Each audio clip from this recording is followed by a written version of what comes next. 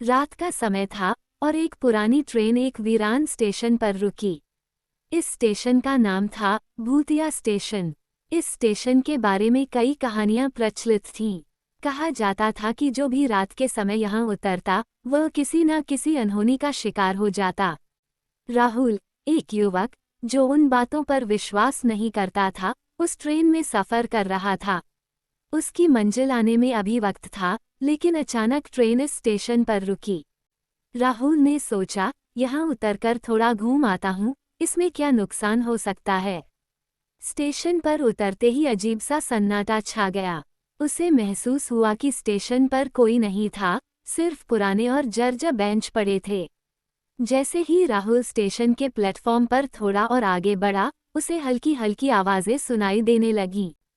वह चौंककर चारों तरफ देखने लगा, लेकिन उसे कुछ दिखाई नहीं दिया।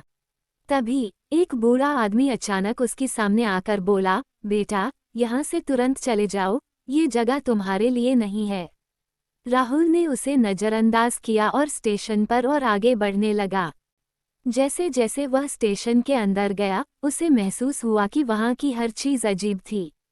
घड़ी की सुइयां चल नहीं रही थीं और वहाँ की हवा में एक अजीब सी ठंडक थी। तभी उसे कुछ धुंधली आकृतियां दिखाई दी, जो उसकी तरफ बढ़ रही थीं।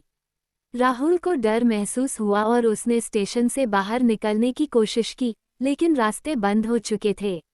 बूढ़े आदमी की बात याद कर राहुल को समझ आ गया था कि उसकी गलती थी कि उसने उसकी चेतावनी को हल्के में लिया।